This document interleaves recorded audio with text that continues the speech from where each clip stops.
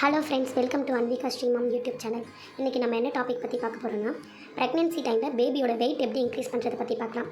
என்னுடைய முதல் பேபியோட வெயிட் பார்த்திங்கன்னா 3.125 கிலோகிராம் எடையிலையும், ரெண்டாவது குழந்தை வந்து 3 கிலோகிராம் எடையிலையும் ஆரோக்கியமாக ரொம்ப ஹெல்த்தியாக பிறந்தாங்க.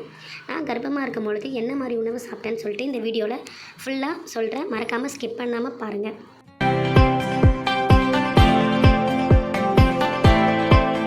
வாங்க இப்போ நம்ம வீடியோக்குள்ளே போகலாம். ஃபஸ்ட்டு ஒரு முக்கியமான விஷயம் சொல்லிக்கிறேன்.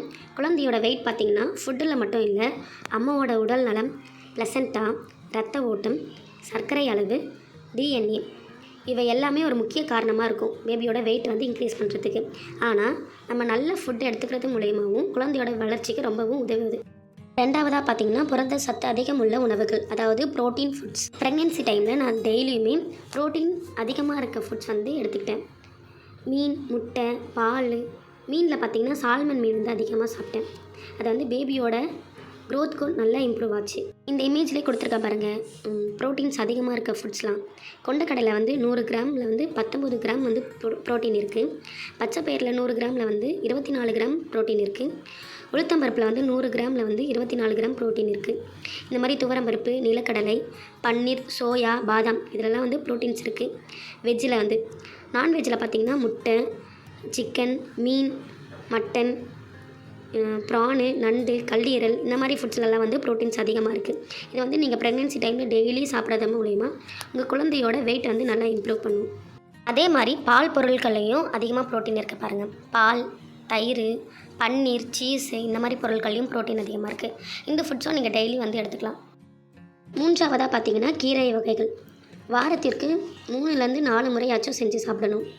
அதாவது முருங்கைக்கீரை, பசலைக்கீரை, சிறுகீரை இந்த மாதிரி கீரை வகைகள் அதிகமாக எடுத்துக்கிறது மூலிமா நம்மளுக்கு வந்து அயன் சத்து அதிகமாக கிடைக்கும். இது வந்து பேபியோட வெயிட்டுக்கும் பேபியோட க்ரோத்துக்கும் வந்து நல்லா இம்ப்ரூவாக இருக்கும். நாலாவதாக பார்த்திங்கன்னா பழ வகைகள், அதாவது ஃப்ரூட்ஸு. டெய்லியுமே நம்ம வந்து 1-2 ஃப்ரூட்ஸ் வந்து சாப்பிட்ணும். ஆப்பிள், வாழைப்பழம், ஆரஞ்சு, மாம்பழம், கிவி இந்த மாதிரி சீசன் ஃபுட்ஸ் எல்லாமே வந்து டெய்லியுமே நம்ம வந்து 2 வகைகளாச்சும் சாப்பிட்ணும் ஃப்ரூட்ஸில். ப்ரெக்னென்சி டைமில் டெய்லியுமே 1-2 வகையான பழத்தை சாப்பிட்டிங்கன்னா உங்களுக்கும் ரொம்ப நல்லது, உங்கள் குழந்தைக்கும் ரொம்ப நல்லது. இப்போ ஆப்பிளில் பார்த்திங்கன்னா விட்டமின், நார் சத்து, நோய் எதிர்ப்பு சக்தி அதிகரிக்கவும் செய்கிறது. வாழைப்பழத்தில் பார்த்திங்கன்னா ஆற்றல் தரும் பொட்டாசியம் சத்து அதிகமாக இருக்குது. அதே மாதிரி ஆரஞ்சு பழத்தில் பார்த்திங்கன்னா விட்டமின் சி அதிகமாக இருக்குது, இரும்பு சத்து இருக்குது. மாம்பழத்தில் பார்த்திங்கன்னா விட்டமின் ஏ அதிகமாக இருக்குது, இதுவும் நோய் எதிர்ப்பு சக்தி அதிகரிக்க உதவுது, கண்ணு ஆரோக்கியத்துக்கு ரொம்ப நல்லதுன்னு சொல்லியிருக்காங்க. அதே மாதிரி பப்பாயா வந்து உங்கள் டாக்டர் அலோவ் பண்ணாங்கன்னா சாப்பிடுங்க. மோஸ்ட்லி பப்பாயா சாப்பிடக்கூடாதுன்னு சொல்லுவாங்க. ஆனால் நான் என்னோடய பேபிஸ்க்கு வந்து கடைசி ப்ரெக்னென்சி டைமில் வந்து 3rd ட்ரைமஸ்டர்னு சொல்லக்கூடிய 8-9 அந்த மாதத்தில் கொஞ்சம் ஒரு 2 பீஸ் அந்த மாதிரி சாப்பிட்டேன். அப்புறம் மாதுளப்பழம் வந்து இரும்பு சத்து அதிகமாக இருக்குது, ரத்தத்தை சுத்தப்படுத்தும். அப்புறம் பார்த்திங்கன்னா திராட்சை, கிரேப்ஸில் வந்து ஆன்டி ஆக்சிடென்ட் அதிகமாக இருக்குது, உடல் சோர்வை குறைக்கும். ப்ரெக்னென்சி டைமில் வாய் கசப்புன்னு சொல்கிற டைமில் இந்த கிரேப்ஸ் வந்து அதிகமாக சாப்பிட்லாம். அதாவது அதிகமான ஓரளவுக்கு சாப்பிடுங்க, அளவுக்கு மீறினால் அமிர்தமும் நஞ்சுன்னு பழமொழி இருக்குது. இந்த மாதிரி அளவுக்கு அதிகமாக சாப்பிடக்கூடாது, போதுமான அளவு சாப்பிடுங்க. அப்புறம் கிவி, விட்டமின் சி, இ, கே அதிகமாக இருக்குது. இது வந்து ஸ்கின் ஆரோக்கியத்துக்கு ரொம்ப நல்லதுன்னு சொல்லியிருக்காங்க. அடுத்ததாக பார்த்திங்கன்னா பேரிக்காவில் வந்து நார்ச்சத்து அதிகமாக இருக்குது, செரிமானத்தையும் மேம்படுத்துதுன்னு சொல்லியிருக்காங்க. அடுத்தது ஸ்ட்ராபெரியிலையும் ஆன்டி ஆக்சிடென்ட் அதிகமாக இருக்குது. இது வந்து தோல் மற்றும் ரத்த ஆரோக்கியத்திற்கு உதவுது. ப்ரெக்னென்சி டைமில் ஃப்ரூட் சாப்பிடும்போது நல்லா வாஷ் பண்ணி சாப்பிடுங்க. ஃப்ரூட் சாப்பிட்றதுனால குழந்தையோட வளர்ச்சிக்கும் மூளை வளர்ச்சிக்கும் நோய் எதிர்ப்பு சக்திக்கும் அதிகரிக்க உதவுது. அதனால் தினமும் 1-2 வகையான ஃப்ரூட்ஸ் வந்து சாப்பிடுங்க. அடுத்ததாக பார்த்திங்கன்னா ட்ரை ஃப்ரூட்ஸ். ப்ரெக்னென்சி டைமில் தினமுமே அளவாக ட்ரை ஃப்ரூட்ஸ் சாப்பிட்றதுனால அம்மாவுக்கும் வயிற்றில் இருக்க குழந்தைக்கும் ரொம்ப நல்லது. இப்போ பாதாமில் பார்த்திங்கன்னா புரதச்சத்து, நார்ச்சத்து, விட்டமின் இ நிறைந்திருக்கு, குழந்தையோட மூளை வளர்ச்சிக்கு உதவுது. இது வந்து தோல் ஆரோக்கியத்தையும் மேம்படுத்துது. ப்ரெக்னென்ட் டைமில் பேபியோட ஸ்கின் வந்து ஃபேராக இருக்கணுன்ட்டு நிறைய பேர் பாதாம் ஊற வச்சு சாப்பிடுவாங்க. இது தினமும் 5-6 பாதாம் ஊற வச்சு சாப்பிட்லாம்.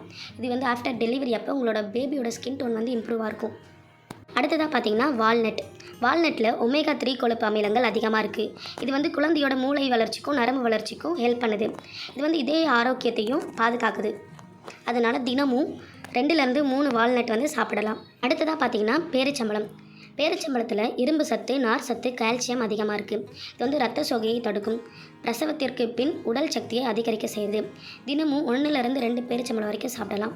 குறிப்பாக ட்ரை ஃப்ரூட்ஸ் வந்து எப்பொழுதுமே அளவாக தான் சாப்பிடணும். ப்ரெக்னென்சி டைமில் ட்ரை ஃப்ரூட்ஸ் சாப்பிட்றதுனால என்ன நன்மைகள் கிடைக்குதுன்னு பார்த்தீங்கன்னா, குழந்தையோட மூளை வளர்ச்சி மற்றும் உடல் வளர்ச்சிக்கு உதவி செய்து, ரத்தத்தோட அளவை வந்து அதிகரிக்க உதவி செய்கிறதுனால சோர்வு மற்றும் பலவீனத்தை வந்து கம்மி பண்ணுது. அப்புறம் எலும்புகள் மற்றும் பற்களுக்கு வலிமையாக்க வளர உதவி செய்து, நோய் எதிர்ப்பு சக்தியை வந்து அதிகரிக்க செய்யுது. அடுத்ததாக பார்த்தீங்கன்னா, நிறைய தண்ணீர் குடிக்கணும். கர்ப்பத்தின் போது தண்ணீர் குடிப்பது அம்மாவுக்கும் குழந்தைக்கும் ரொம்ப அவசியமான ஒரு விஷயம். ப்ரெக்னென்சி டைமில் தண்ணி குடிக்கிறதுனால என்னென்ன பெனிஃபிட்ஸ் இருக்குதுன்னு பார்த்தீங்கன்னா, உடலில் நீர் சத்து சமநிலையை பராமரிக்க உதவி செய்து, இது வந்து ரத்தத்தை ஓட்டப்படுத்தி சீராக வச்சிருக்கும். குழந்தையோட வளர்ச்சிக்கும் இது வந்து இம்ப்ரூவ் பண்ணுது. சிறுநீரக செயல்பாட்டை வந்து சீராக்கும். செரிமானத்தை மேம்படுத்தி மலச்சிக்கலை வந்து ப்ரெக்னென்சி டைமில் கம்மி பண்ணும். தோலை வந்து ஆரோக்கியமாக வச்சுருக்கவும் பளபளப்பாக வச்சுருக்கவும் உதவி செய்யுது. ப்ரெக்னென்சி டைமில் வந்து ஒரு நாளைக்கு 2.5 லிட்டர்லேருந்து 3 லிட்டர் வரைக்கும் தண்ணீர் குடிக்கலாம். குறிப்பாக தண்ணீரை வந்து கொஞ்சம் கொஞ்சமாக அடிக்கடிக்கு குடிங்க. தாகம் எடுக்கிறதுக்கு முன்னாடி கொஞ்சம் கொஞ்சமாக தண்ணி குடிக்கலாம். அதிக சில் வாட்டரை வந்து யூஸ் பண்ணாதீங்க குடிக்கிறதுக்கு ப்ரெக்னென்சி டைமில். அப்புறம் இயற்கையாக தண்ணி எப்படி குடிக்கலான்னு பார்த்தீங்கன்னா, நான் என்னோடய ப்ரெக்னென்சி டைமில் தண்ணி காய்ச்சி ஆற வச்சு அந்த தண்ணியை வந்து குடிப்பேன். அடுத்ததாக பார்த்திங்கன்னா சப்ளிமெண்ட்ஸ், அதாவது மருத்துவர் கொடுத்த மாத்திரைகள். கர்ப்ப காலத்தில் வந்து அம்மாவுக்கும் குழந்தைக்கும் தேவையான சத்துக்களை வந்து பூர்த்தி செய்ய மருத்துவர் கொடுக்கும் முக்கியமான மாத்திரைகள். ப்ரெக்னென்சி டைமில் மோஸ்ட்லி டாக்டர்ஸ் வந்து iron tablet, calcium tablet, folic acid tablet, vitamin tablets இந்த மாதிரி தான் கொடுப்பாங்க. டாக்டர் கொடுக்குற டேப்லெட்ஸ் வந்து நீங்கள் கரெக்டான டைமுக்கு டெய்லியுமே எடுத்துக்கணும். ஏன்னு பார்த்தீங்கன்னா, டேப்லெட்ஸ் எடுக்கிறதுனால நம்மளோட பேபிஸ்க்கும் நம்மளுக்குமே ரொம்ப ஹெல்த்தி. அது மட்டும் இல்லை, நம்ம ஃபுட்ஸ் மூலயமா வந்து பேபி க்ரோத் பண்ணிக்கலாம். பேபிக்கு வந்து தேவையான அளவு ஃபுட்ஸ் மூலயமா நம்ம சாப்பிட்டுக்கலாம். டேப்லெட்ஸ் அவாய்ட் பண்ணிங்கன்னா நம்மளுக்கும் நம்ம பேபிக்கும் ஏதாவது ப்ராப்ளம் வரும். ஸோ டேப்லெட்ஸ் மட்டும் மறக்காமல் எடுத்துக்கோங்க. அடுத்ததாக ப்ரெக்னென்சி டைமில் அவாய்ட் பண்ண ஃபுட்ஸ் பற்றி பார்க்கலாம். அதாவது ஜங்க் ஃபுட்ஸ் வந்து அதிகமாக சாப்பிடக்கூடாது. உங்களுக்கு தோணுச்சுன்னா எப்போயாவது கொஞ்சமாக சாப்பிடுங்க. அப்புறம் சாஃப்ட் ட்ரிங்க்ஸ், அதாவது cool drinks, Coca Cola, Fanta, Mirinda அந்த மாதிரி ஜூஸ்லாம் வந்து ப்ரெக்னென்சி டைமில் சுத்தமாக குடிக்காதீங்க. அப்புறம் அதிக எண்ணெயில் பொரித்த உணவுகள், ஆயில் ஃபுட் வந்து ஃபுல்லாகவே அவாய்ட் பண்ணிக்கோங்க. பேக்கரி ஃபுட்ஸ் வந்து கொஞ்சம் எப்பயாச்சும் தோணுச்சுன்னா மட்டும், கிரேவிங்ஸ் டைமில் மட்டும் கொஞ்சமாக சாப்பிடுங்க. அதிக ஸ்வீட்ஸ் இருக்க ஃபுட்ஸை வந்து அவாய்ட் பண்ணிக்கோங்க. இதெல்லாம் வந்து ப்ரெக்னென்சி டைமில் அவாய்ட் பண்ணனா நம்மளுக்கும் நல்லது, நம்ம பேபிக்கும் நல்லது. லாஸ்ட் டிப்ஸ் என்னென்னு பார்த்தீங்கன்னா, கர்ப்பமாக இருக்கும் எல்லா அம்மாக்களும் மைண்டில் வச்சுக்க வேண்டிய விஷயங்கள் பற்றி பார்க்கலாம். 2 பேருக்காக சாப்பிட்ணுன்ட்டு அதிகமாக நம்ம வந்து ஃபுட்ஸ் எடுத்துக்கக்கூடாது. நம்ம ஒரு ஆளுக்கு சாப்பிட்டாலும் ஹெல்த்தியாக சாப்பிட்ணும். ஸ்டொமக்கில் இருக்க பேபியும் சாப்பிட்ணும், நம்மளும் சாப்பிட்ணுன்ட்டு நிறைய பேர் வந்து 2 பேருக்கு எடுத்துக்கிற அளவில் வந்து சாப்பாடு சாப்பிடுவாங்க. நம்ம என்ன ஃபுட் சாப்பிட்றோமோ அதுவே நம்மளோட ப்ளசண்டா வழியாக குழந்தைங்களுக்கு வந்து ரீச் ஆகும். அதனால் சத்தான உணவை சரியான அளவு சாப்பிடுங்க. ப்ரெக்னென்சி டைமில் ஒவ்வொரு செக்கப்பும் மிஸ் பண்ணாமல் போகுங்க. ப்ரெக்னென்சி டைமில் அப்போ தான் பேபியோட க்ரோத் எப்படி இருக்குது அதெல்லாமே தெரிஞ்சுக்கலாம். அடுத்ததான் டாக்டர் என்ன விஷயம் சொல்கிறாங்களோ அதை அப்படியே ஃபாலோ பண்ணுங்கள். என்னோடய 2 குழந்தைகளுக்கும் நல்ல வெயிட் வந்து அதிகரிக்க இந்த உணவு வந்து எனக்கு உதவியாக இருந்துச்சு. ஆனால் ஒவ்வொரு ப்ரெக்னென்சியும் வந்து டிஃப்ரெண்ட். ஸோ உங்களோட மருத்துவர் என்ன சொல்கிறாங்களோ அதைபடி நீங்கள் ஃபாலோ பண்ணுங்கள். இந்த வீடியோ உங்களுக்கு பிடிச்சிருந்ததுன்னா ஒரு லைக் பண்ணுங்கள்.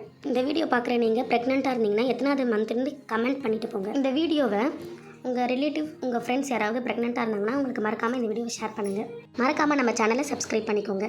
நன்றி. மீண்டும் அடுத்த வீடியோவில் சந்திப்போம். பாய் பாய்.